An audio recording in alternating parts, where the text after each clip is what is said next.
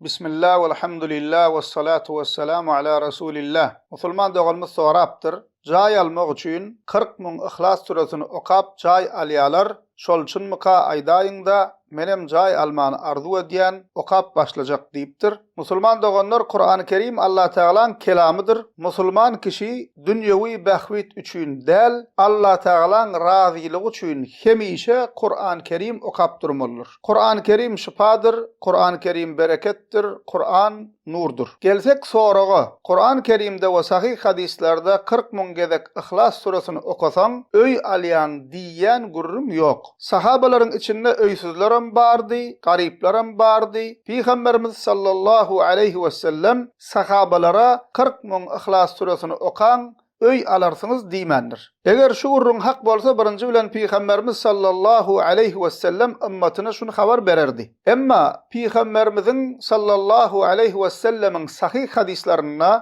Allah Teala'dan bol bereketli halal rızık dilemege öwredýän kän dilegler bar. Rızık bolsa musulman doganlar dine pullan ibaret däldir. Saglygam rızık, ilmem rızık, ýani ýollaşam rızykdyr. Çaga da rızık, öýem rızık, ulagam rızıkdyr. Peygamberimiziň sallallahu aleyhi ve sellemin şol rızık dilen we ümmetine öwreden dileglerinden biri İbn Mace'de, Ahmet'te gelen hadisinde enemiz Ümmü Seleme radiyallahu anha diýe كان يقول إذا صلى الصبح اللهم إني أسألك علما نافعا ورزقا طيبا وعملا متقبلا. Peygamberimiz sallallahu aleyhi ve sellem erten namazın okap bolup salam berenden sonra ya Allah senden peýdaly ilm, pek halal rızık ve kabul bolan amal dileýärin diýerdi diýe. Ene musulman doganlar peýdaly ilm, halal rızık ve kabul bolan amal üçin hut Peygamberimizin mübarek dilinden çıkan sözler.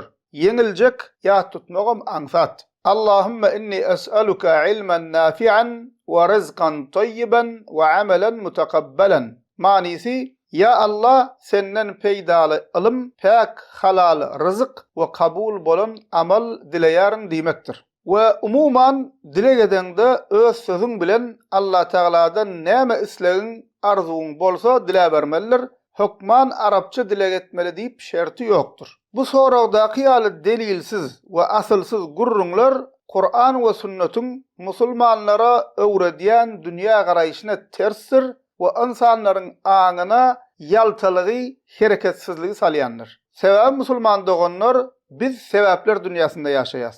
Musulman kişi Allah Teala'dan dile getmelidir.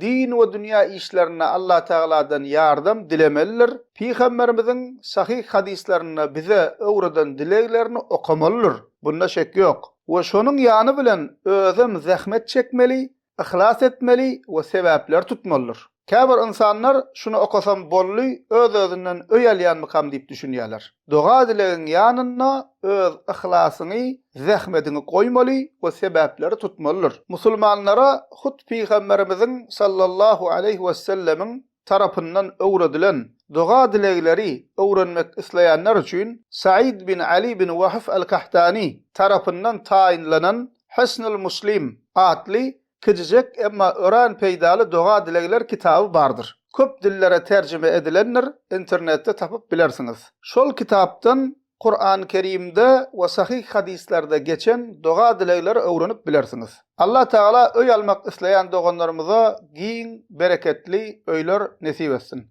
Elhamdülillahi rabbil alamin.